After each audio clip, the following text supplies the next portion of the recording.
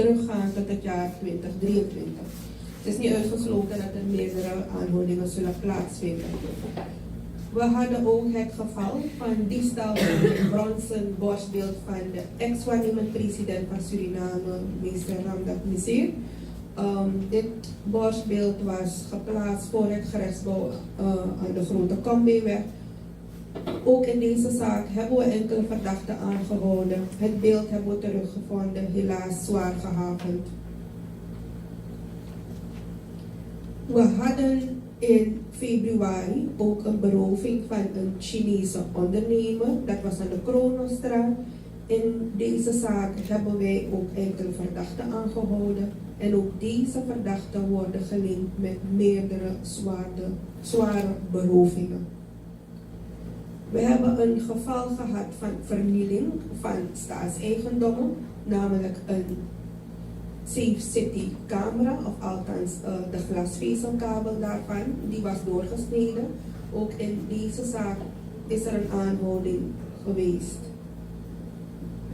Verder hebben we in februari ook nog gehad een melding van een manspersoon die bewusteloos langs de weg lag, en dit was te Nieuw Amsterdam. Dit slachtoffer is naderhand toch nog overleden, en in deze case hebben we enkele aanhoudingen verricht.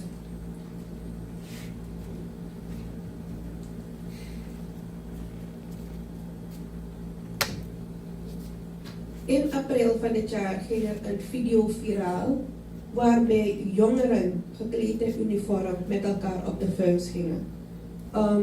In deze zaak zijn er 4 jeugdigen aangehouden en die zijn allemaal ingesloten.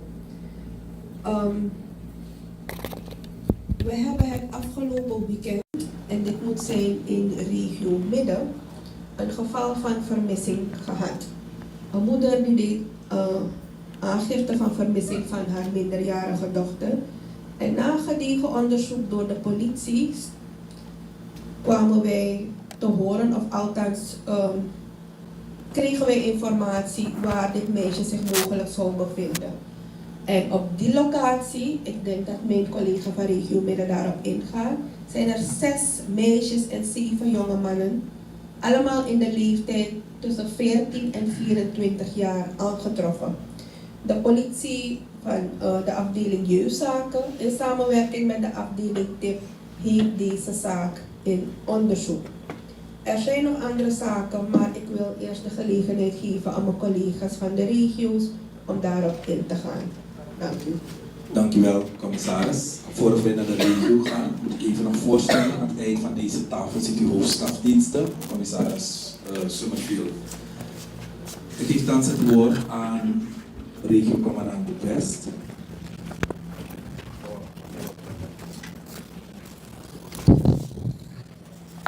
Van harte goedemorgen, collega's. Ik wil het hebben over de veiligheidssituatie in regio West. We zijn constant bezig, vooral het verkeer maakt ons zorgen. Dagelijks zijn we bezig met verkeerscontroles, snelheidscontroles, en hierbij werken we ook samen met VHT vanuit Paramaribo, vooral in Saramaka. Los van deze verkeersovertreders en controles hebben we ook andere zaken binnen regio West, zoals inbraken. Je hebt ook smokkelpraktijken. Huiselijk geweld is ook een van die misdrijven die plaatsvinden daar, zoals je hebt zelfdoding, mishandeling en dat van. Dames en heren, kijkers en luisteraars van waarmee we TV constant bezig Internationale zijn. van harte goedendag. Dat is Met het personeel van van de beschikbare TV op locatie. zijn we constant We zijn bezig bij om de deze zaken aan te korpspolitie in pakken. Suriname. We vragen ook We de burgerij op om een persconferentie van het die korps. bewerking. We zijn een beetje Ja. middenin komen vallen. Maar Voor wat betreft we vragen dus uw aandacht voor die andere de zaken, verschillende vooral smokkelers, commandanten hebben we binnen het een korps speciale over team politiezaken in een Suriname. stootgroep. Er worden vaker brandstof gesmokkeld vanuit Guyana naar Suriname en we zijn bezig op te treden tegen deze smokkelaars. We hebben een paar verdachten aangehouden en deze zaken worden buiten proces afgehandeld.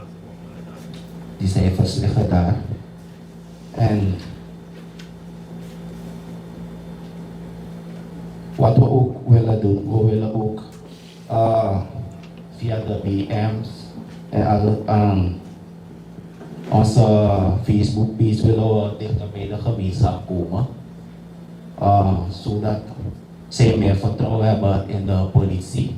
Zodat we informaties kunnen krijgen op het gebied van criminaliteit en zo.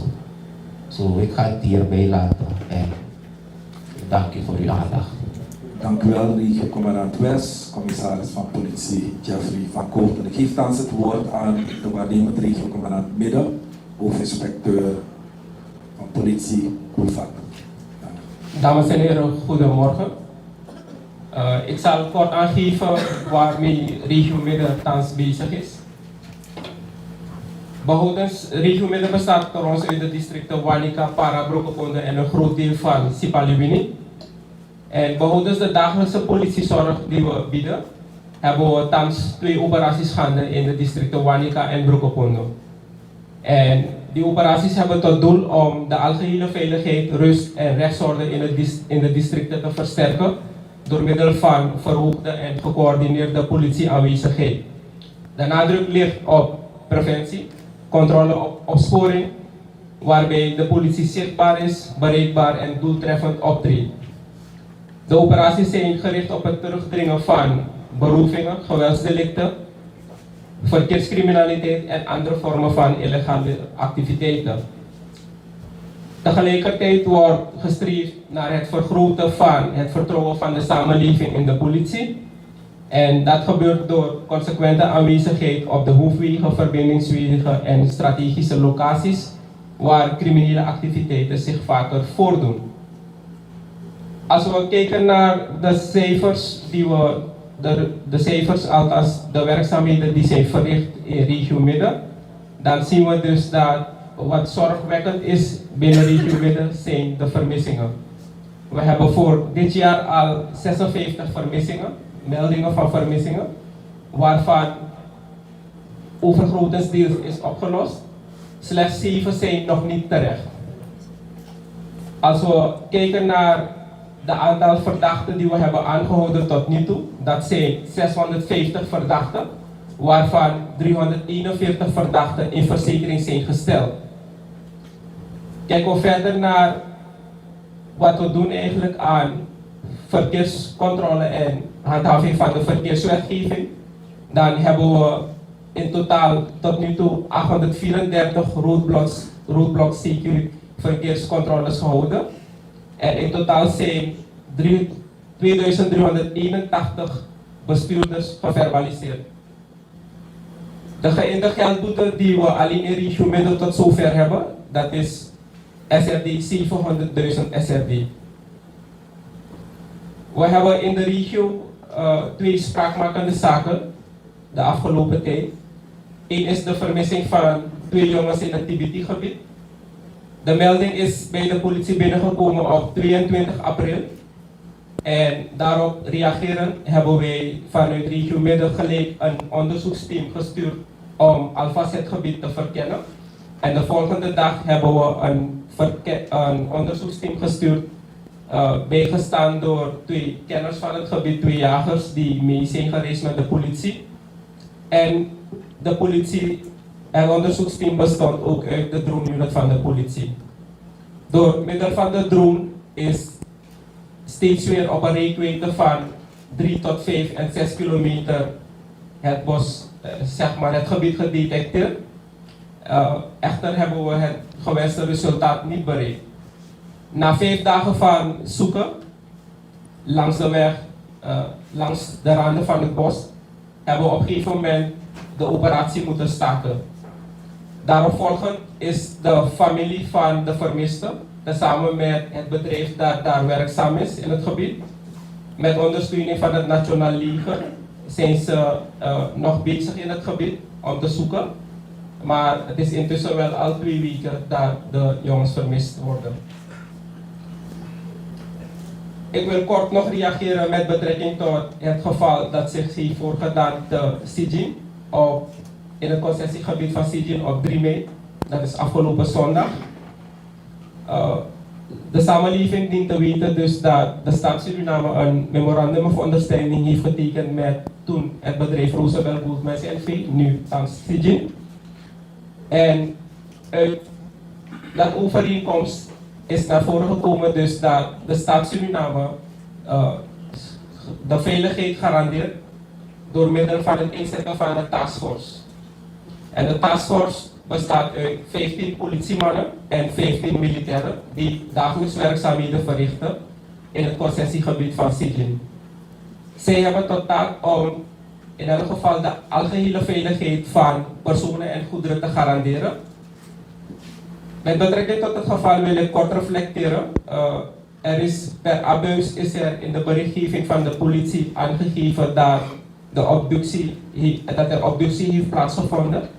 Echter had op dat moment slechts een lijkschouwing plaatsgevonden, waarbij dus geconstateerd is dat er geen sprake is van misdrijf.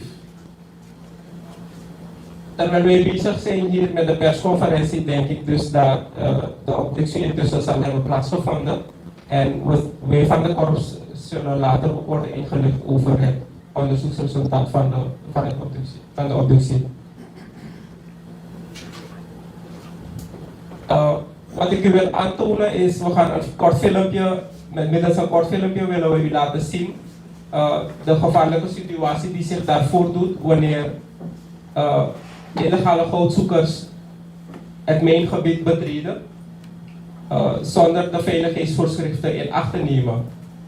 Dat maakt met zich mee dus dat de operaties in de mijn door het bedrijf worden stopgezet. Op dit moment zijn de operaties in 2 mijngebieden, dat is de Royal Pit Mine en de Roosevelt Gold Mine, zijn stopgezet en zijn machines geëvacueerd. Omdat er pogingen zijn ondernomen tot brandstichting. Bij het incident van afgelopen vrijdag is een lichtinstallatie in brand gestoken. En also was gepoogd om een machine in brand te steken. Ik wil u aandacht vragen om samen met ons te kijken dus naar het filmpje. Dank u.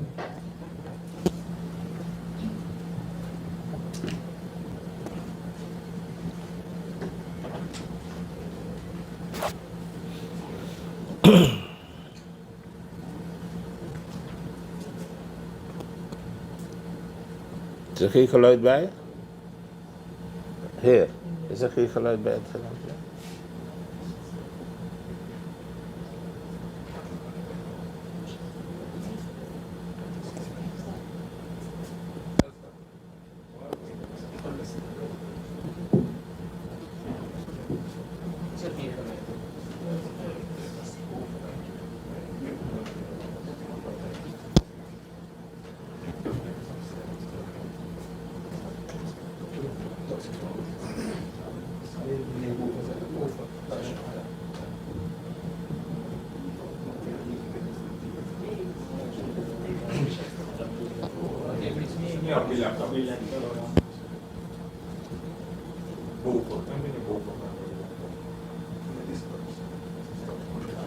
Nee, dan gaat hij het niet doen.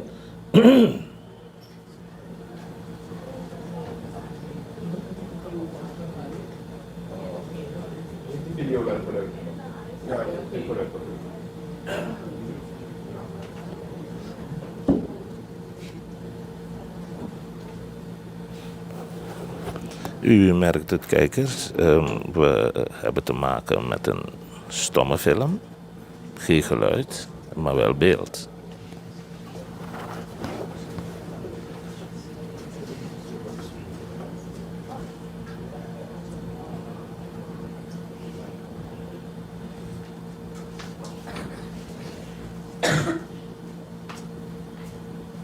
Ik zal u kort aangeven, als u kijkt naar het filmpje, dan ziet u dat is de actuele situatie geweest afgelopen zondag, waarbij bij de operatie door de taskforce om de algehele veiligheid in de mijn te garanderen En als we praten over de algehele veiligheid, dan praten we ook over de veiligheid van de illegale goudzoekers.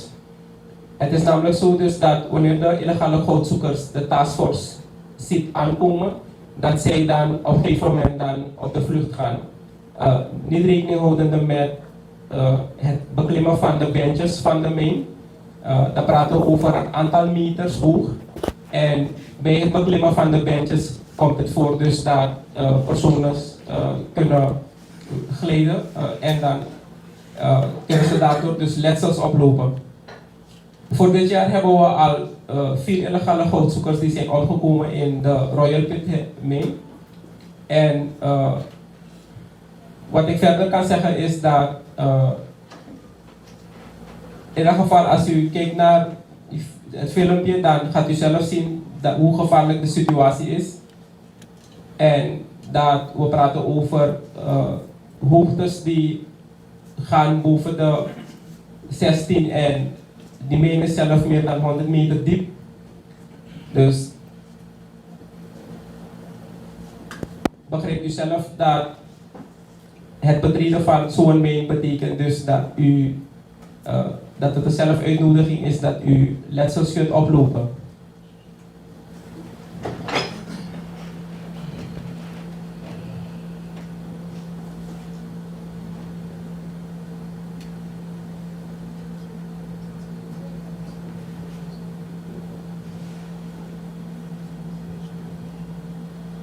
En zoals u ziet u in dat filmpje dus dat er een paraplu is geplaatst, dus daarin was een van de illegale goudzoekers terechtgekomen. Hij zat vast tussen rotswanden en een reddingsteam heeft dus hem uiteindelijk van daaruit verplaatst. En toen bleek dus dat hij het leven had gelaten. Ik wil het dan hiermee houden wat betreft regio Midden en geef ik het woord nu aan de regio-commandant van Oost. Ook een hartelijk goedemorgen van mij kant uit. Nog bedankt voor de geboden gelegenheid. Binnen regio Oost is de politie primair verantwoordelijk voor de handhaving. Ja. Hallo. Ja. We zijn primair belast met de handhaving van de openbare orde en veiligheid binnen de gewesten Kwamawena, Marawena en Sipaliwini Zuidoost. Er zijn enkele speerpunten in kaart gebracht waar we de focus op willen leggen. We hebben het over, de directeur operaties had het er ook net over, transnationaal georganiseerde misdaad. Ik ga ze even opsommen en dan ga ik dan inzoomen op de aangegeven speerpunten. High impact crimes, de verkeerscriminaliteit en HG-gevallen, huiselijk geweld en geluidsoverlast. Transnationaal georganiseerde misdaad, dan mogen we denken in termen van drugs, wapenhandel, mensenhandel en ook het aspect van het milieu, milieuverontreiniging waarbij er giftige stoffen worden gegooid, etc. Om dit doel te realiseren zijn er reeds intensieve gesprekken met de ketenpartners. Buitenlandse counterpartners, de gendarmerie, dus dat hebben we over de Franse. We hebben een nauwe samenwerking met de veiligheidsdiensten, de districtscommissaris, inlichtingendiensten. We zijn ook bezig met het uitvoeren van razzia's in criminele harde drugslocaties. Met betrekking tot de high impact crimes, dan valt te denken aan gekwalificeerde diefstallen, diefstal middels geweldpleging, zijn we bezig, zoals reeds aan is gegeven, dat we data gestuurd te werk gaan. De data wordt verzameld, geanalyseerd en gooit er beleid op. We zijn ook van mening dat een actievere inzet van de buurtmanagers van eminent belang is. De zichtbaarheid van de politie is ook zijn in paraatheid gebracht. Verder verkeerscriminaliteit zullen er ook nog voorlichtingssessies komen voor de gemeenschap. Bepaalde organisaties zullen ook worden aangetrokken om ons daarbij te helpen.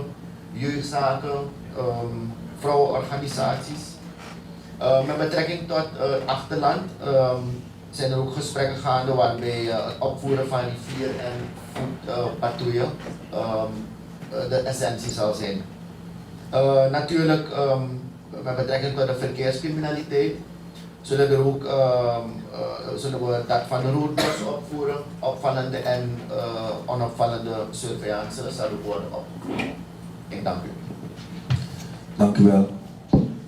Commandant regio Oost. Ik geef thans het woord aan waarnemend hoofd speciale diensten, hoofdinspecteur Gari. Goedemorgen. Globaal zal ik enkele zaken aanhalen. Bij de afdeling rijbewijzen hebben we een hele hoop aan rijbewijzen die niet afgehaald zijn door belanghebbenden. De openingstijden daar zijn verruimd. Men kan ook op de zaterdag en de zondag terecht om de rijbewijzen af te halen. Er wordt ook gestreefd om de achterstand in te lopen. En voor de maand augustus zal dit een feit zijn. De afdeling verkeer zal wederom starten met een voorlichting op de scholen. Dit in samenwerking met de leerkrachten. En ook zal het project verkeersbrigadiertjes worden opgepakt. Door de afdeling maritiem is er onlangs bij riviersurveillance 10 verdachtes aangehouden, waaronder 9 Brazilianen en 1 Surinamer. Ze zijn gevat met illegale goederen, smokkelwaar. En de zaak is voor verdere afdoening overgedragen aan de afdeling fraude. Onze afdeling DES, dienst executie strafvonnissen, verricht ook goed werk. Ze hebben voor dit jaar al aan boetes voor ruim 1.558.000 in. Zij hebben ook toegang tot passagierslijsten van SLM en doen regelmatig zanderij aan om verkeersovertreders die al gevonnist zijn op te sporen. Ook zijn ze haast dagelijks bezig met opsporing van veroordeelden.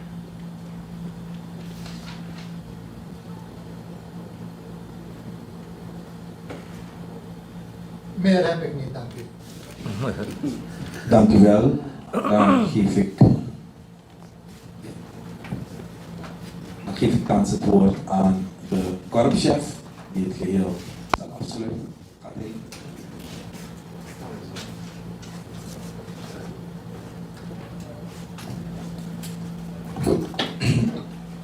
Dat was dus vanuit de korpsleiding en het managementteam. Kijk nu naar de pers. Ik krijg nu de gelegenheid om vragen te stellen. Dat heb ik begrepen van de woordvoerder. De pers zit met een tal van vragen die ze beantwoord willen hebben. Dus nu heeft hij de gelegenheid om met die vragen te komen. Ja, we gaan het wel even organiseren, korpschef. We gaan het doen. We starten met een vragenronde. Er is een microfoon daar. U geeft uw naam door en de naam van uw bedrijf of uw mediabedrijf geeft u door. Er is ruimte om 2 vragen te stellen en als er ruimte daar moet zijn, zodat u er bestaat, dan krijgt u nog een derde, vierde vraag, zodat we aan ieder de kans geven om vragen te stellen. We gaan een lijstje afwerken. Wie gaat de spits afbijten? Mag ik de namen?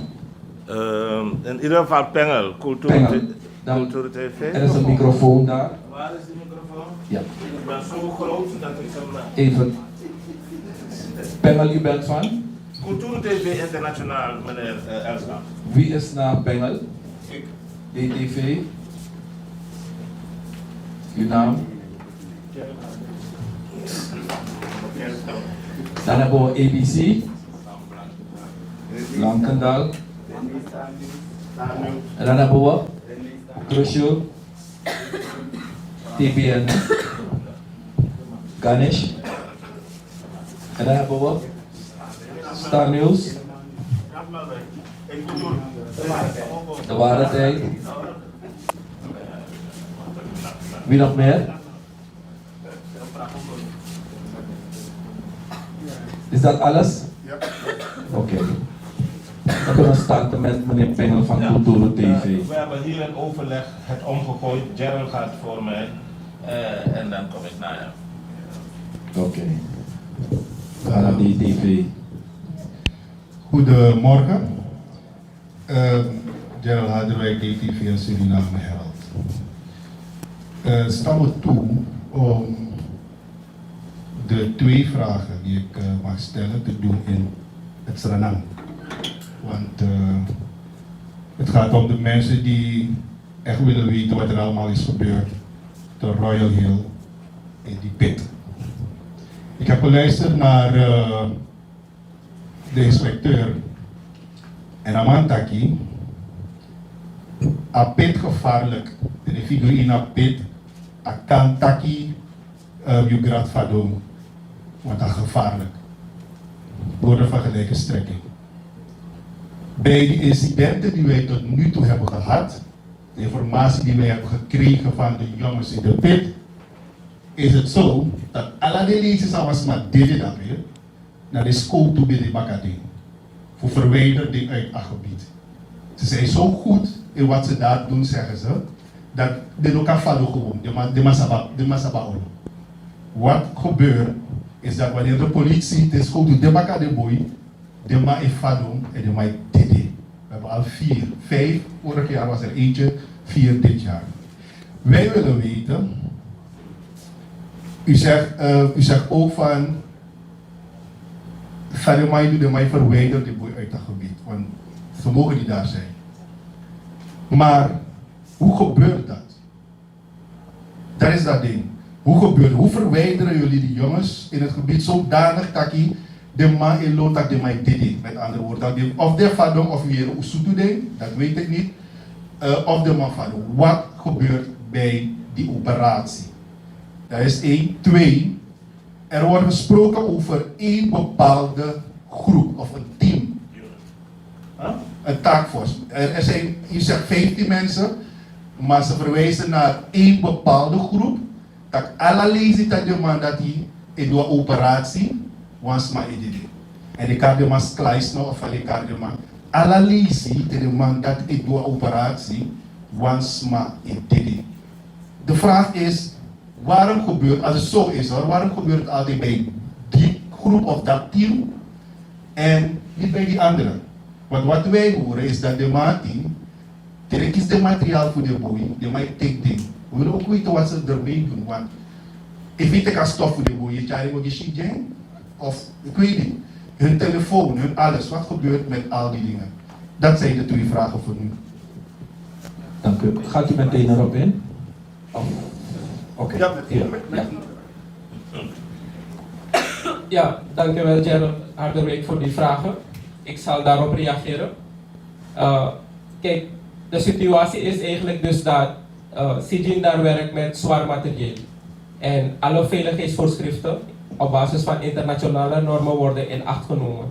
Op een gegeven moment hebben we dus een situatie waarbij Sijin, wanneer ze een blast hebben van gesteentereich gebied met goudbevattende elementen, dat die illegale goudzoekers op basis van intern, want het zijn niet alleen maar personen die afkomstig zijn van het dorp Nieuw Koffiekamp, maar ze komen uit het hele land. Mensen komen vanuit Marowena, Sonny Point, Klaaskreek, Nieuwwerkgevondeweg. En u moet ook daarbij stil blijven staan dat het niet gaat om één bepaalde bevolkingsgroep. Als we kijken naar de aanhoudingen die zijn gepleegd de afgelopen tijd, voor dit jaar heeft de taskforce al 83 personen aangehouden. Wat gebeurt er? Die mensen werken op basis van Intel, worden vanuit de stad vervoerd naar het concessiegebied van Sijin.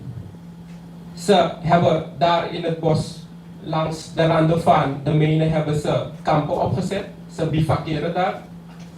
En wanneer ze zien dat er een blast heeft plaatsgevonden, Sijin heeft op basis van hun veiligheidsvoorschriften gaan zij zeker een uur tot 2 uur gaan ze dan niet opereren in dat gebied. Deze goudzoekers die gaan zakken daar naar in de main.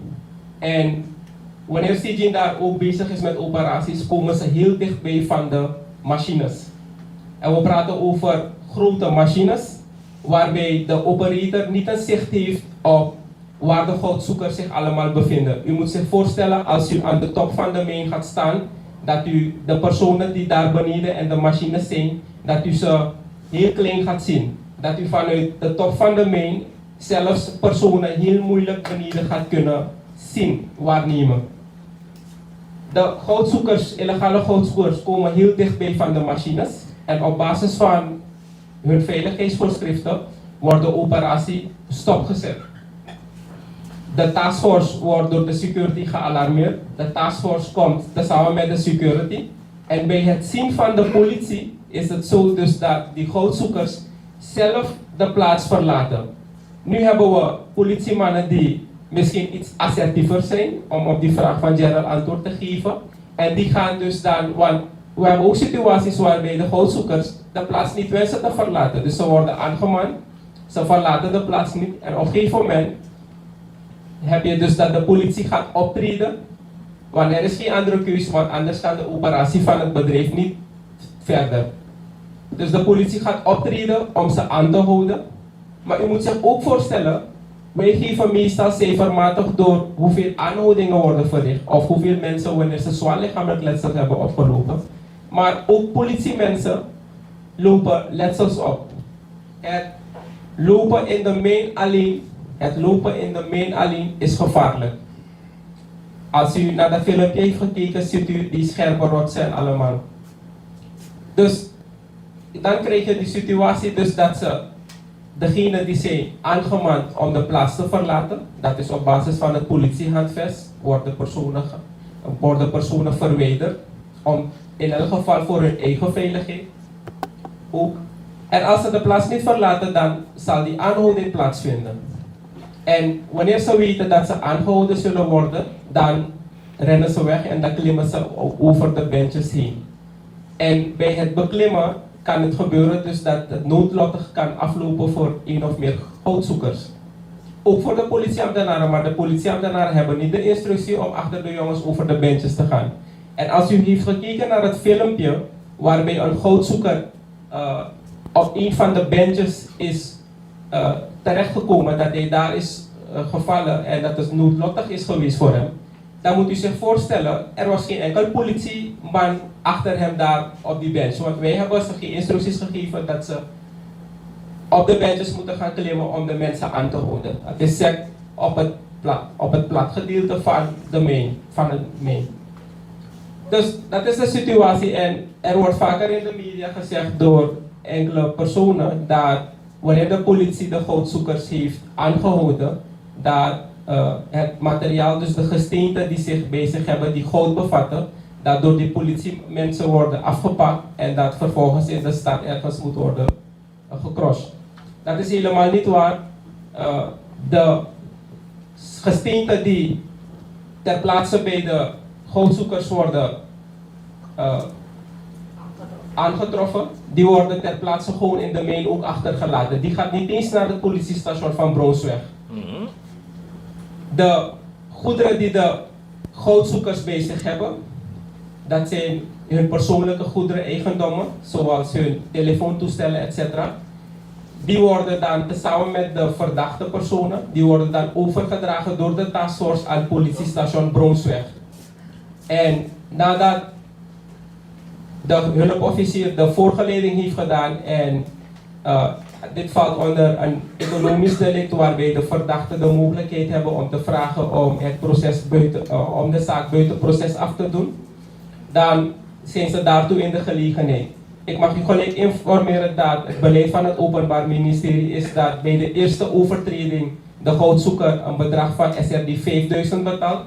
Bij een tweede keer dat je hebt overtreden betaal je een bedrag van 10.000 SRD.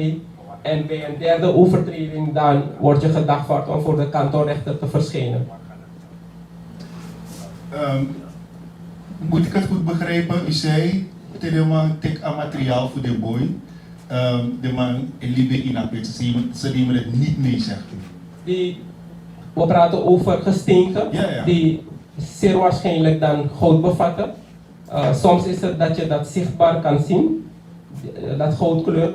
Maar die gesteenten worden ter plaatse gelaten, want de taskforce members die gaan ook door de security van Sijin heen en terug. Dus het zou niet mogelijk zijn voor de taskforce leader om gesteenten vanuit het concessiegebied van Sijin bij hun dienstwisseling dan, of wanneer ze dus van het detachement zijn, om dat mee te nemen naar de stad. Dat is niet mogelijk. Mogen ze schieten bij het verwijderen van de jongens? Komt het voor dat ze dat doen? Schieten zou, de instructies die zij hebben is dat schieten pas kan wanneer er een noodsituatie zich voordoet. En dat gebeurt elke keer? Nee, dat gebeurt niet. Nee, dat gebeurt niet elke keer. Oké. Als u, ik wil nog even aangeven, u bent allemaal van de media. Wij allemaal zijn op social media, Facebook en TikTok. En als u gaat kijken op TikTok zelf, als u een search gaat doen, gaat u zien dat door illegale goudzoekers hier veel beeldmateriaal is opgemaakt en geplaatst op TikTok. En dan gaat u zien wat er wordt aangegeven. We hebben vaker situaties van dat wanneer de goudzoekers zijn, de mijn hebben verlaten en dat ze aan de top zijn, dat ze op een gegeven moment dan van daaruit dan schoten lossen in de lucht. En dat ze dus aangeven van woord tegen de politie. Maar u begrijpt, de politie, ik wil dit nogmaals benadrukken, de politie is daar voor de algehele veiligheid van personen en goederen, dus ook van de illegale goudzoekers. Want het is wel eens voorgekomen dat excavators die daar opereren, dat zij op een gegeven moment wanneer ze met de chauffeur gesteenten willen plaatsen in een houttruck, dat bijvoorbeeld het is voorgekomen dat een goudzoeker in die bucket van zo'n machine is. We hebben ook een situatie gehad waarbij, of vaker situaties waarbij die goudzoekers, wanneer ze gesteenten hebben die ze plaatsen in de rugtas, dat ze gewoon in het water springen in de put van de mijn. En we hebben een geval gehad waarbij één persoon aan het verdrinken was, maar hij heeft niet getracht om die tas los te laten. En op een gegeven moment zag hij dus dat het hem niet zou lukken om te zwemmen aan de overzijde. En toen pas heeft hij dus die tas met gesteenten laten neerzinken in het water. En daardoor zichzelf toch te redden. Meneer Pengel, Cultuur TV. Even voordat meneer Pengel inkomt. Ik wil nog even... Regio-commandant. Even de korpschef wil even voordat hij Koelvat. Ja. Voordat meneer Pengel inkomt, wil ik dit aangeven. Het resultaat van de abductie is binnen. Dus ik zal de regio-commandant Miller dat ook laten presenteren. Koelvat. Ja, dus ik zal u even snel aangeven wat de doodsoorzaak is bij de personen die het leven hebben gelaten. Inklimming van de kleine hersens, voorste en middelste schedelbasisfractuur links, val vanuit de hoogte. Dat is de doodsoorzaak die is vastgesteld door de patholoog-anatoom. Van de tweede persoon, hij had ook inklimming van de kleine hersenzwelling, stomphoofdtrauma als gevolg van val van een hoogte. Dus dit is eigenlijk dit is het resultaat van het obductieonderzoek dat is verricht door de patholoog-anatoom. Volgens de patholoog-anatoom waren röntgenfoto's gemaakt van beide leken naar het onderzoek naar projectielen en het onderzoeksresultaat is negatief. Geen projectiel en geen schot wordt aangetroffen op beide leken. Meneer Pengel. Ja, dank u wel. Mag ik het korps alvast een compliment maken? Ik hoop dat dit vaker zal gebeuren. Dat op deze manier de pers wordt uitgenodigd om de samenleving te informeren. Ik stap af van, alhoewel mijn collega Gerald, ik hoop dat hij tevreden is. Ik niet, maar ik stap toch af van Sijin, van de mijn. En ik ga naar wat er gebeurt, meneer Elskamp, korpschef, met de gelden die u int bij verkeersacties en andere vormen van acties waar gelden binnenkomen, de politieorganisaties, je kan ons kijken en dergelijke. Dus ik vraag me inderdaad in gemoede af wat er met het geld gebeurt. Dat is de eerste vraag. De tweede vraag is, bent u goed bemand, goed genoeg bemand? Is uw bemanning goed genoeg geuniformeerd? Dus hebben ze genoeg PSA, dus persoonlijke standaard uitrusting, PSU bedoel ik, om het werk naar behoren te doen, vooral in onze binnenlanden. Dat waren mijn twee vragen van TV. Ik zal ingaan op die tweede vraag. Ik zal de eerste vraag voor de directeur laten operatie. Met betrekking tot die tweede vraag, ik heb het eerder aangehaald. We hebben deze week een gesprek gehad met de president en we hebben aangegeven wat zijn de knelpunten van KPS. Dat is een van de zaken ook met betrekking tot PSU en er zal sowieso aan gewerkt worden. Ja, ben ik niet tevreden, maar de president heeft aangegeven dat ze sowieso daaraan zal werken. Dus het komt goed. De directeur operatie zal ingaan op uw eerste vraag. Dank u wel, Korpschef. En ik ben bedankt ook voor de vraag. Dit is eigenlijk duidelijk. Wij kennen de boetes. Niet alleen verkeersboetes, maar ook boetes die op basis van economische delicten en andere zaken zoals artikel 100 transactie worden gedaan. En die boetes gaan allemaal naar de staatskas. En natuurlijk heeft de wet voorzien in een bepaalde verdeelsleutel. Dat een bepaald deel naar de procureur-generaal gaat, een bepaald deel naar het ministerie van Justitie en een heel klein deel daarvan komt terug naar KPS. En natuurlijk hebben wij van de korpsleiding gesprekken gehad om dat te verruimen voor ons. Maar dat is natuurlijk een beleidskwestie en een kwestie dat op het hoogste niveau van het land moet worden besproken. Met andere woorden, terwijl het korps geld nodig heeft voor uniform en dergelijke opleidingen en dergelijke, wordt het geld dat binnengehaald wordt op een legale manier, eerlijke manier, door hard te werken, ik stop u een veer ergens in nu, verdeeld over allerlei andere ministeries in het land. Bent u daar tevreden mee? Korpschef, komt u daar niet tegen het geweer?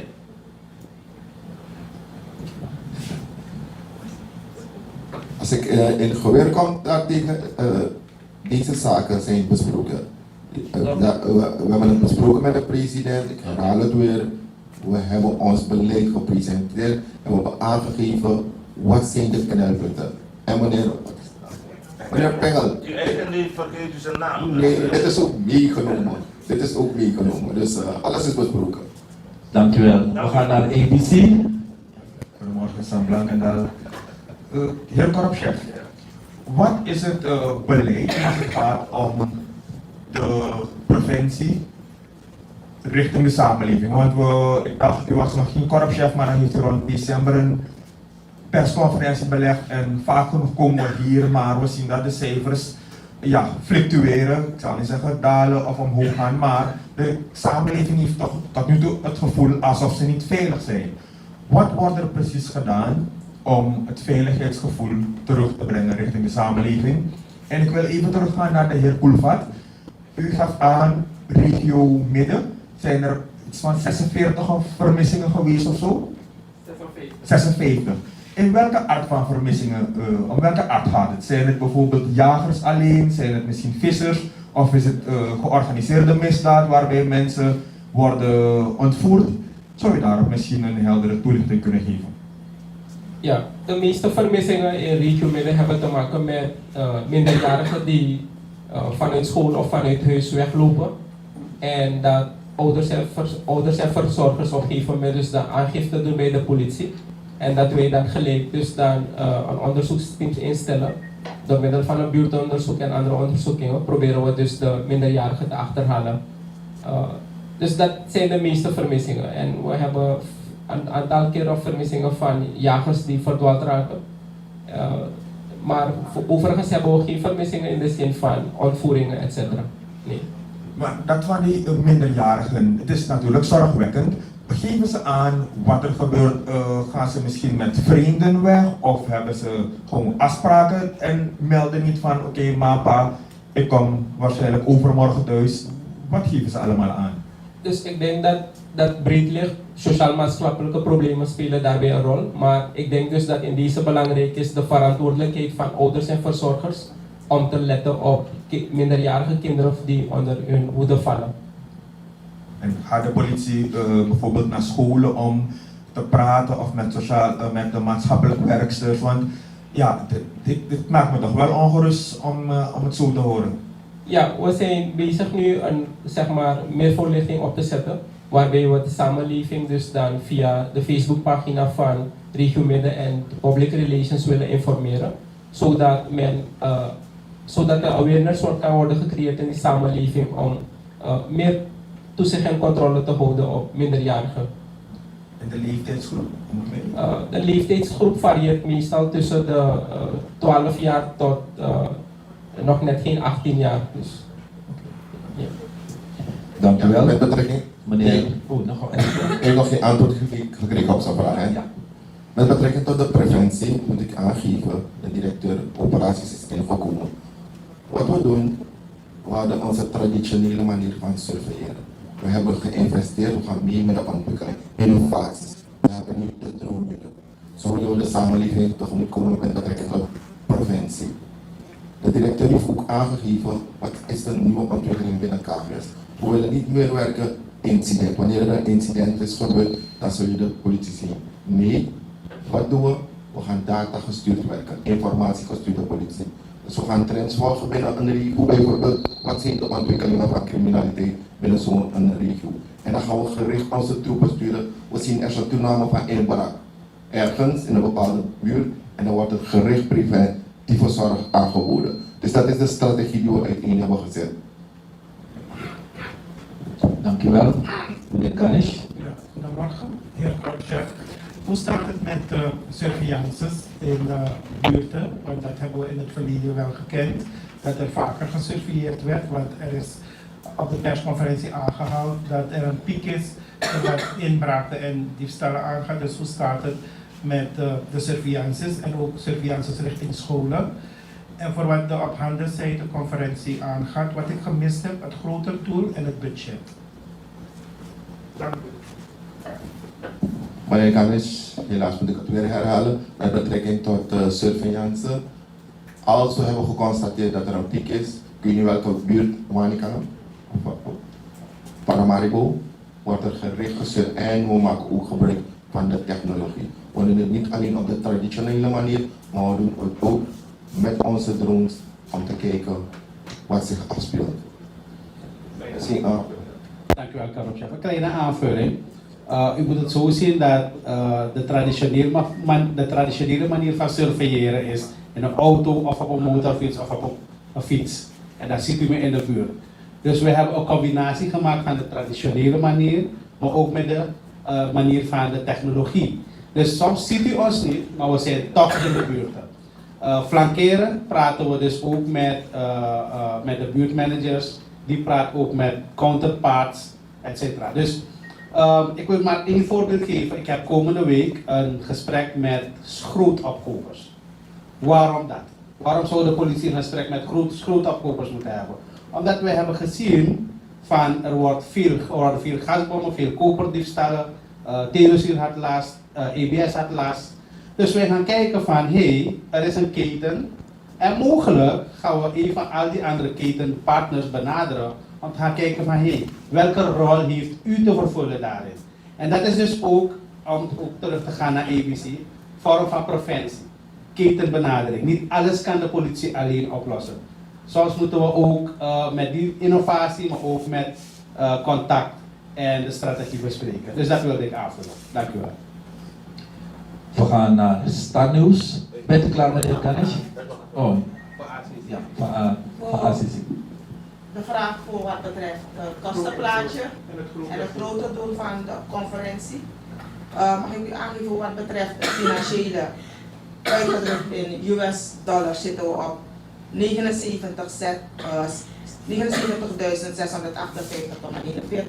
US dollar en euro 21.197 euro. Dat is wat wij begroot hebben voor deze conferentie. Ik moet wel aangeven dat wij ook sponsoren hebben gehad die deze conferentie ondersteunen. Dus dat niet meegenomen. Maar voor de staat Suriname, de uitgaven betreft, zitten we op die bedragen. En het grote doel van deze conferentie is ik heb u aangegeven, het gaat om CARICOM.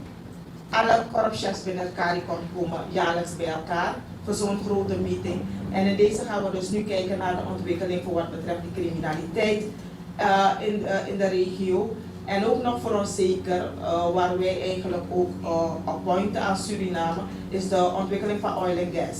Want door de ontwikkeling van oil en gas gaat dat ook gepaard met heel veel criminaliteit. Ja, je krijgt een verschuiving van mensen die zich gaan bewegen binnen de regio. En dat we als korpschefs binnen de regio, dat we ook met elkaar gaan afstemmen. Hoe gaan we dit zo strategisch mogelijk aanpakken. Want wanneer je criminaliteit wil bestrijden, ga je dat als korpspolitie Suriname niet alleen kunnen doen. We praten over transnationale criminaliteit, welke zich ontwikkelt deze dagen. En dan is het belang dat we dus net in de regio met elkaar gaan netwerken en kijken hoe we dit gezamenlijk gaan aanpakken. En we praten over de regio, maar ik heb u ook al aangegeven dat het niet stopt bij de regio, is transnationaal. Dus ook, daarom ziet u dat de internationale organisaties zoals DEA, FBI, Interpol, allemaal gekoppeld zijn aan deze conferentie. Om met elkaar in vergadering te gaan om deze problemen te bespreken. We hebben ook vanuit Nederland, het gaat om het CARICOM, maar ook Nederland, vertegenwoordigers van de Nederlandse nationale politie komen naar Suriname om ook te participeren in deze conferentie. Omdat wanneer de criminaliteit, die heeft geen grenzen. Criminaliteit kent geen grenzen. Dus het is een hele grote conferentie, regionaal, internationaal, waarbij de verschillende organisaties, politieorganisaties met elkaar in overleg gaan om te kijken hoe we gezamenlijk de criminaliteit gaan aanpakken. Ook toegankelijk voor de pers? Ook toegankelijk, u krijgt een uitnodiging voor de ceremoniële opening. Meneer Elskamp gaat dat naar u toesturen en u krijgt de opening. Voor een uitnodiging voor de opening, waarbij u ook een moment zal krijgen om gelegenheid te hebben om de mensen te interviewen. Ja, dankjewel. We gaan naar Star News. Momentje.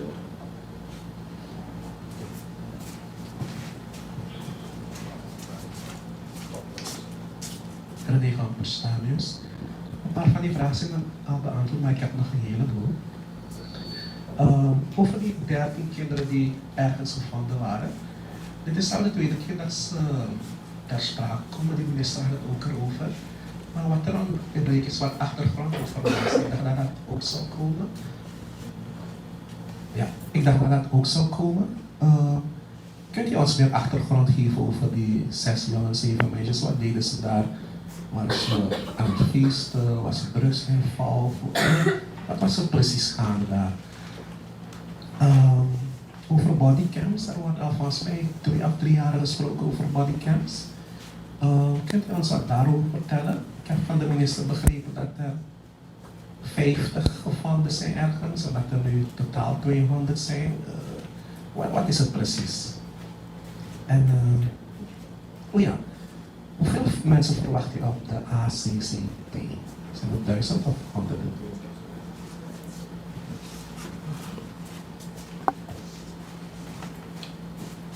Ik ga gelijk ingaan op dat van die bodycams. Ik ga geen aantal noemen, maar we zijn bezig met dat project van bodycams. En de bedoeling is dat dit jaar nog dit project van de bodycams een feit wordt. Ik zal geen aantal noemen, maar het wordt sowieso een feit. Omdat als korpschef ik ervan overtuigd ben wat bodycams voor KPS zullen betekenen. 1. Veiligheid, transparantie en bewijsvoering. Dus ik sta 1000% achter dat project van bodycams. Ik zal het woord geven aan directeur BVB. Met betrekking tot de vraag hoeveel mensen wij verwachten voor de conferentie. Ik denk dat u dat eerder ook al aangegeven, maar ik zal het weer herhalen.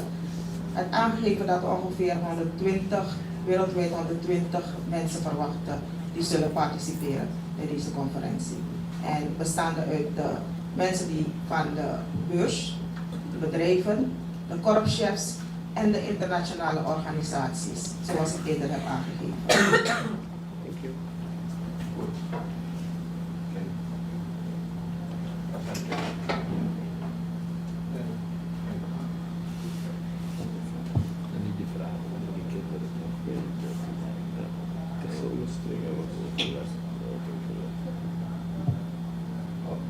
Meneer Gomper, Star News. Met betrekking tot de vraag van die 13 kinderen, moet ik de informatie die u nodig heeft, op dit moment kunnen we dat niet presenteren, omdat ik heb begrepen van hoe bestrijding zware criminaliteit, dat men nog bezig is met het onderzoek.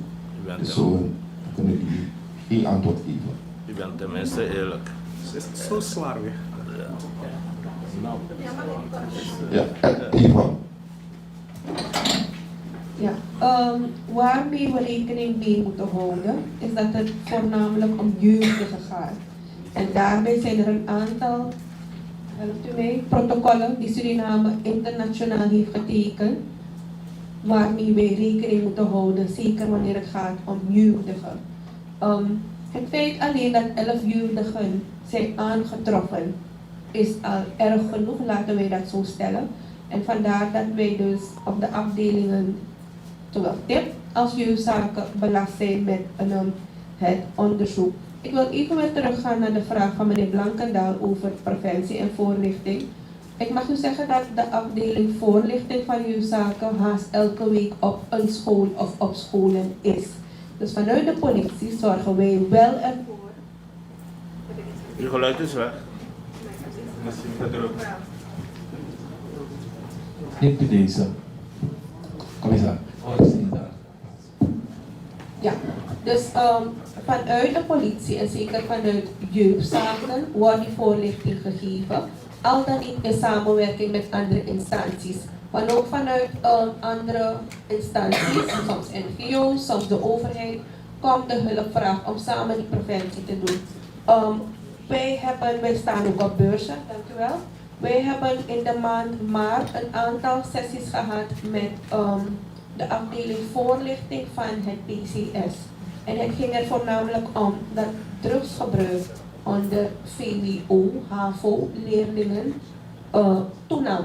En dusdanig ernstig dat de directie aan het PCS had gevraagd om die voorlichting te geven op de scholen. Ook daarop hebben we ingespeeld.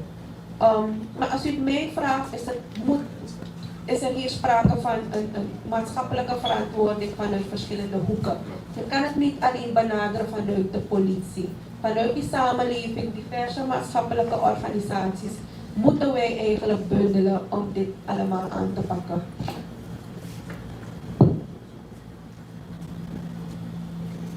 De waardetijd. Uw naam hoor. Edwin Bodji van de Waarheid. En goedemorgen. 2 weken geleden is een mevrouw aangevallen door een dak- en thuisloze. Hoe is die zaak verder afgehandeld?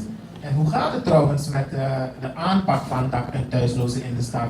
Vanochtend kregen wij bij de Waarheid een foto binnen van het gebouw van de Academie voor Hoger Kunst en Cultuuronderwijs met brandvlekken op de wanden. Dat betekent dat mensen daar bezig zijn geweest. Hoe zit het daarmee? Tweede vraag, hoe gaat het met de Safe City camera's? Ze werken goed en ik neem aan dat de politie dat goed gebruikt. Komen de nieuwe uniformen van de politie ook naast de bodycams ook dit jaar?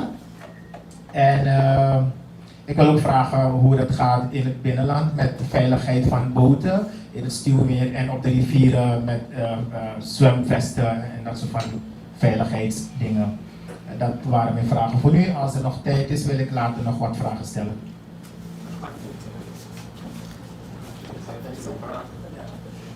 Ik zal ingaan op dat van die CCTV-camera's. Dat project loopt goed.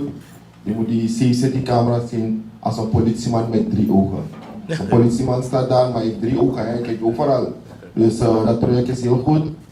Als KPS, Korpspolitie Suriname, boeken we toch successen met CCTV. Ik ben zelf voorstander dat er face recognition moet komen en een aantal zaken. Maar dat zal ook mooi zijn met betrekking tot CCTV. Ik zal directeur operaties aan het woord geven met betrekking tot van de zwervers. Dank u wel, korpschef. Ja, een kleine aanvulling van Safe City. De korpschef zegt maar altijd, maar tak van Safe City moet je niet alleen gebruiken om met deze groep zullen starten wanneer het gaat om het uniform.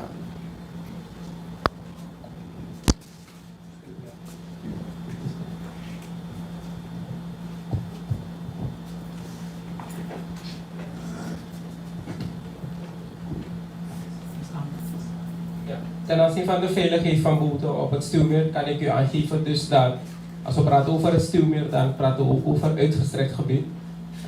De politie, we hebben niet altijd de mogelijkheid om op het meer controles uit te voeren. We hebben nu eigenlijk op dit moment, ik denk een paar dagen terug, hebben we een melding gekregen dus dat een boot moet zijn gekapseist en dat 1 persoon wordt vermist.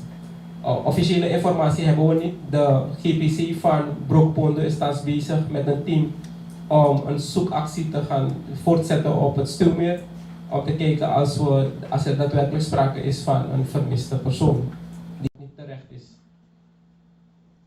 Dus van mijn kant. Ja, ik had zeker nog een vraag. Als dat mag. Even weer aangeven. Wie nog? En de laatste nog. Bijna.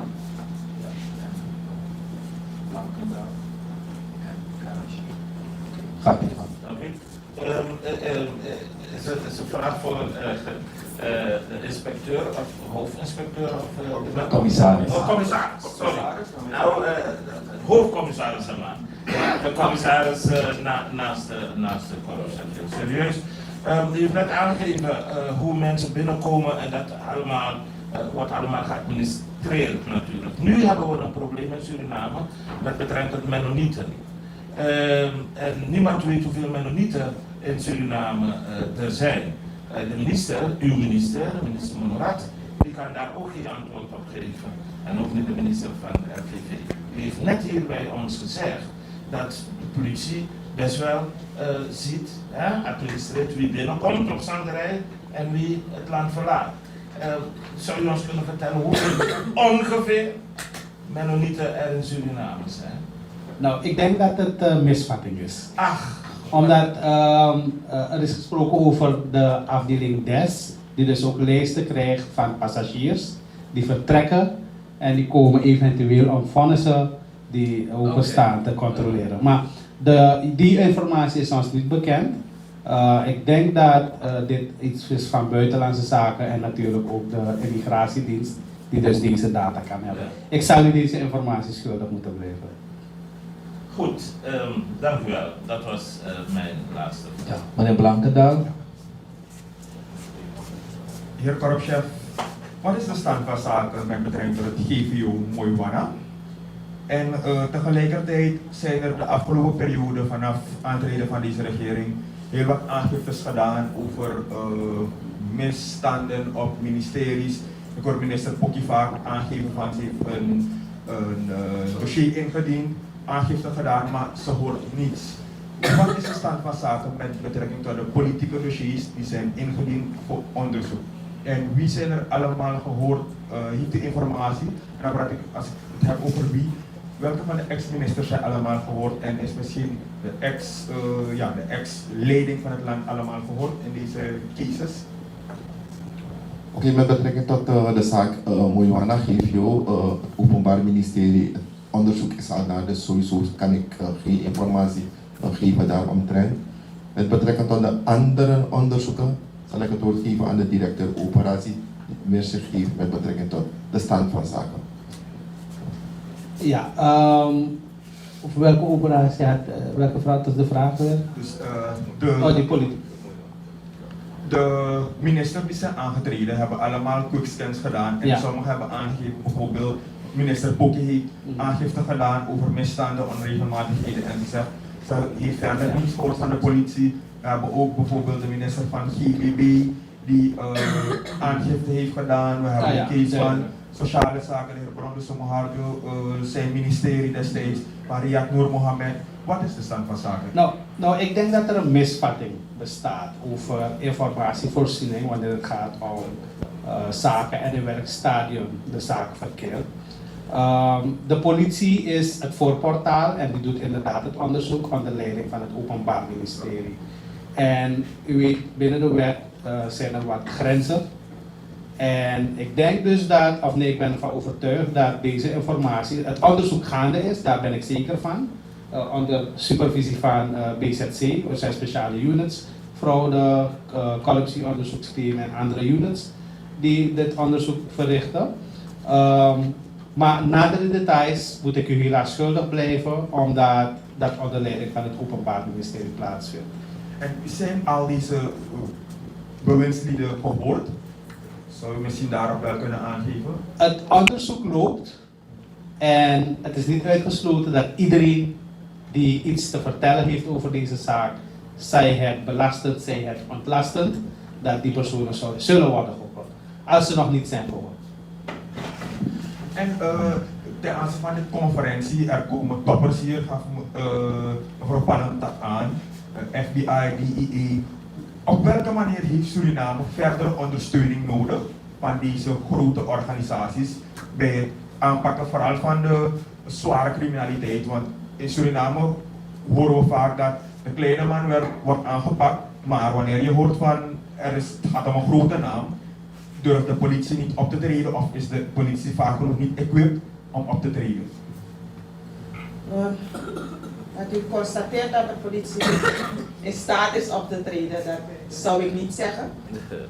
Het enige wat we eventueel zouden kunnen hebben wanneer het gaat om dit soort grote onderzoeken, ik heb al eerder aangegeven, criminaliteit kent geen grenzen. En wij hebben soms voor bepaald, zeker de omvangrijke zaken, dat wij bepaalde middelen niet hebben om te komen aan die informatie. En dan is het dat wij dan afhankelijk zijn van de DEA, FBI, Homeland Security, Interpol, die wel de middelen hebben om aan die informatie te komen. En op basis daarvan is het dan die samenwerking dat die informatie gedeeld wordt met Korpspolitie Suriname. En is het wenselijk om een van deze units een officier te laten hebben in Suriname? Er zijn vertegenwoordigers. We hebben de DEA, het is een aantal jaar geleden hebben we gehad dat de DEA vertrokken was. Maar op dit moment zijn er weer gesprekken dat we weer de DEA hier hebben. Je hebt de verschillende vertegenwoordigers binnen de regio en de DEA van Guyana heeft een nauwe samenwerking met Suriname. Een kleine aanvulling hoor. U sprak over beperkingen van KPS. Eigenlijk zijn het geen beperkingen van KPS. Je moet het zo zien dat de aanpak van criminaliteit twee facetten heeft. Je kan een preventief gedeelte hebben waar je policy en andere preventieve maatregelen kan nemen. Maar je hebt dan ook het repressief gedeelte. Vaak genoeg schijnen we veel aandacht op het repressief gedeelte, waar je dus binnen het juridisch raamwerk van nationaal en internationaal moet gaan werken. En daar, het strafrecht is een hele strenge gesloten systeem, waar de bewijslast heel erg hoog is. Dus die samenwerking moet u zien in het kader van zowel die repressie, maar meer nog in het kader van preventie, waar je dus eigenlijk vooraf maatregelen kan nemen voor wat betreft jouw mechanisme, jouw inteldiensten, informatiesharing, maar ook aan de grenzen, etc. Dus dat wil ik even toevoegen. Dus niet per se beperkingen, maar mogelijkheden. Misschien kan ik ook een aanvulling plegen op jouw vraag, Sam Kanaal, ABC.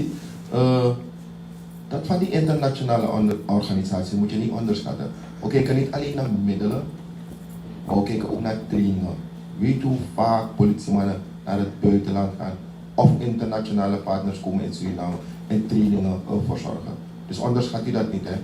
En met betrekking tot ACCP, op het strategische met de korpschef zullen we sowieso informatie sharen. Best practices, dus het is geweldig dat informatie gedeeld kan worden. Dankjewel, meneer Kanesh. Heer Korpschef, de minister van Justitie en Politie die heeft laatst aangegeven zich zorgen te maken om de toename van het aantal zelfmoordgevallen. Is dit ook een vraagstuk voor de politie en wat doen jullie? Is dit ook een vraagstuk voor de politie? Dat is mijn eerste vraag. Tweede vraag, hoe staat het met statistieken, cijfers van politieagenten die in de afgelopen periode over de schreef zijn gegaan en voor welke zaken bijvoorbeeld? Met betrekking tot zelfmoordgevallen denk ik niet dat alleen iets voor KPS is. Sowieso moeten we ook kijken naar partners, denk naar NGO's, alle organisaties die ook betrokken zijn. Ik moet zeggen dat ik ook zelf een onderzoek had gedaan met betrekking tot zelfmoord en ik ben geschrokken van de zelfmoordcijfers onder jeugdigen. Hè. Dus het is niet alleen iets voor de politie alleen. Ik denk dat het breed bekeken moet worden dat we kijken naar dit vraagstuk, dat het oorzaak is, diepliggende oorzaak van dit probleem. Dus die tweede vraag weer? Statistieken? Politieagenten die over de schreef gaan. Ik kreeg het. Nou, er zijn sowieso statistieken beschikbaar van politieambtenaren die over de schreef gaan en is vroeg welke strafbare feiten of welke overtredingen of flitsverzuimers zijn overtreden. Dat is verschillend. Waarvoor wij wel staan is dat wij die onderzoekingen en de disciplinaire maatregelen wel laten uitvoeren, omdat wij primair binnen het integriteitsbeleid gedrag in positieve richting willen aansturen. En wij gaan daar tot het uiterste, waar dus ook flankerend beleid komt, dus niet alleen straffen of strafrechtelijk onderzoek. Er is overleg tussen de korpschef, de procureur-generaal, er is een overlegorgaan, dus er zijn zoveel instituten die er naar kijken. Maar feit is dat de statistieken beschikbaar zijn en de strafbare feiten, de plichtsverzuimen verschillen van een te laat in dienst verschijnen tot een heel ernstig misdrijf. Maar ik moet wel aangeven dat de afgelopen periode het veel minder is geworden dat politieambtenaren zodanig over de schreef gaan dat we ontslag moeten overwegen. Ten aanzien van de inhoud van de zaken, u gaat merken dat wij intern wel publiceren, maar extern niet. Dit is omdat je, laat zeggen, informatie van ambtenaren ook wel beschermt. Wanneer ze zodanig over de schreef zijn gegaan, dan gaat u dat ook horen. Is het meer dan 10, minder dan 10? Ligt het in de 100? Ja. Nee, we hebben geen cijfers als inderdaad. Maar er zijn een paar zaken die misgaan. Korpschef. Kan ik afsluiten? Zijn er nog? Niemand? Elska? Ik heb het aangegeven aan het begin van de persconferentie. Ik heb begrepen dat de media met een aantal vragen zit. Dus u heeft niet de gelegenheid, stel alle vragen zodat we antwoord kunnen geven. Dus als er nog meer vragen hebben, willen we graag antwoord geven. Heer Korpschef, ik weet enkele jaren geleden bij persconferenties is er vaker aangegeven dat de integriteit bij de politie en eigenlijk het lekken van informatie naar criminelen, dat het een grote uitdaging was voor de politie. Heeft u gemerkt dat informatie nu wel binnen het korps blijft en hoe gaat u hiermee om de integriteit en de informatie die speelt binnen het korps safe blijft? Binnen de korpsleiding hebben we dit besproken en ik heb het ook aangegeven vanuit integriteit en vertrouwen is prioriteit nummer 1. En dus als korpsleiding, managementteam, werken we eraan dat het verbeterd kan worden. Er zullen sowieso bepaalde zaken zijn met betrekking tot integriteit en dingen, maar wij werken eraan dat het verminderd wordt. Yvonne? Om toch u aan te geven dat zeker voor wat betreft het gedeelte van integriteit voor ons heel belangrijk zijn, mag ik u meegeven dat bij de conferentie dat dit een van de onderwerpen is dat besproken zal worden.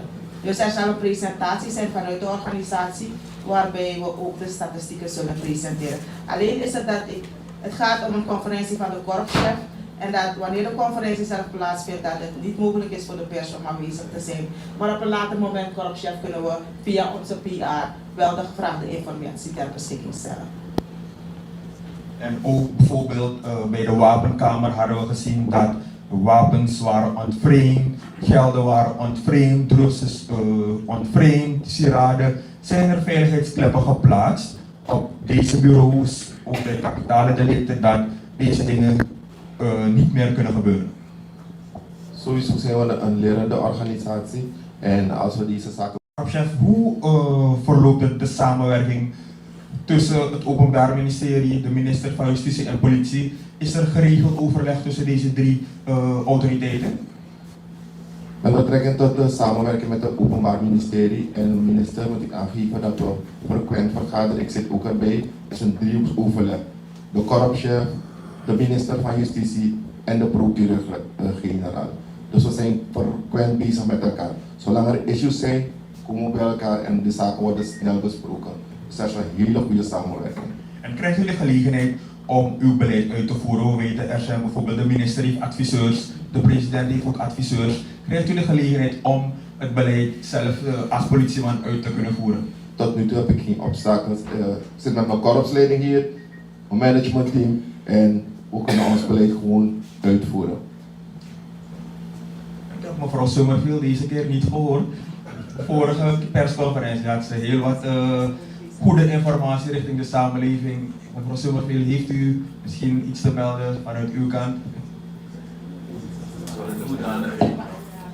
Mevrouw Summerfield wordt uitgedaagd. Ik zit helaas in een andere hoedanigheid hier. Ik zat de vorige keer in de hoedanigheid als waarnemend hoofd BZC. Vandaar dat u me vaker hoort toen. Maar nu zit ik bij stafdiensten. Dames en heren van de pers, ik wil u namens de korpsleiding bedanken voor uw aanwezigheid en een fijne voortzetting van deze dag verder. Nogmaals bedankt en we spreken elkaar.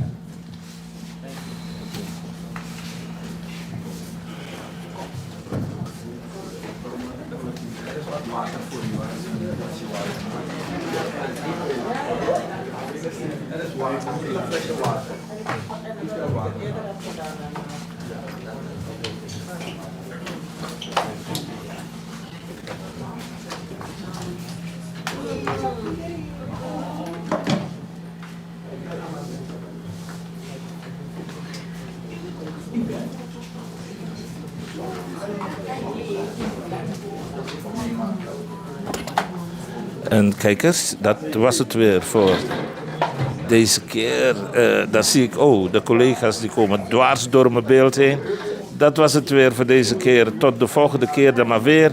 Cultuur TV Internationaal op bezoek bij KPS in Suriname.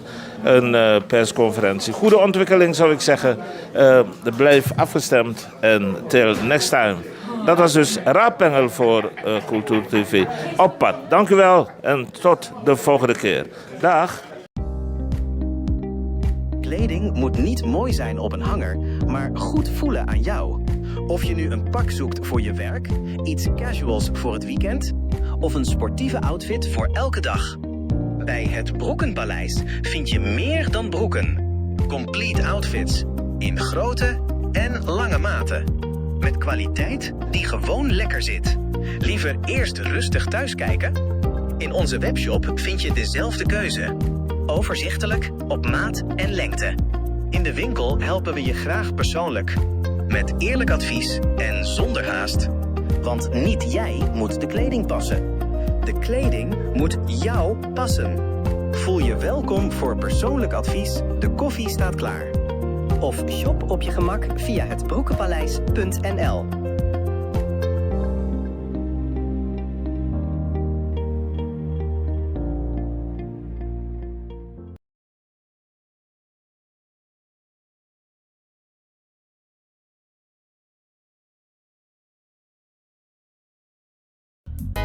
Deki ukrabasi ano sheng, masa pemba ano sheng, begadoti ano sheng na tampumfu ala.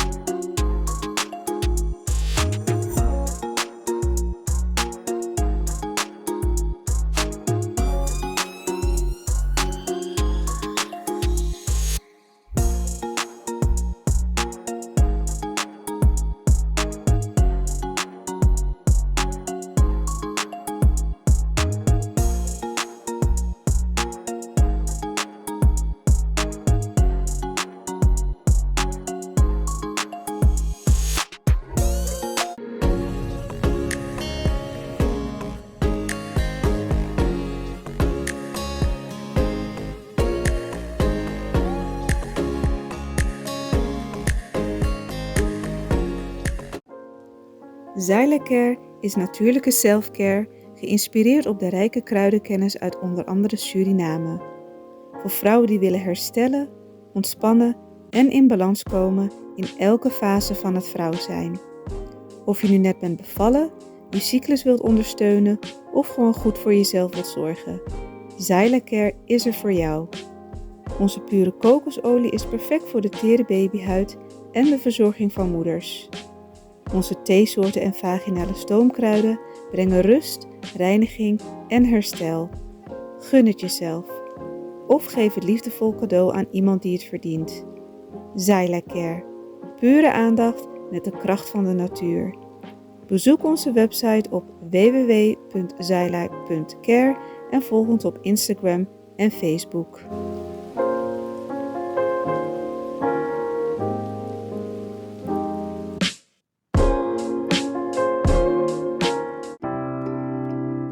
Zorgen moet je doen, niet maken. Zorg is persoonlijk. Onze jongste patiënten krijgen daarom bij de huisartsenspoedpost ook een persoonlijke behandeling. Onze artsen zijn zeer bekwaam in het opvangen en behandelen van uw kind. Huisartsenspoedpost Suriname.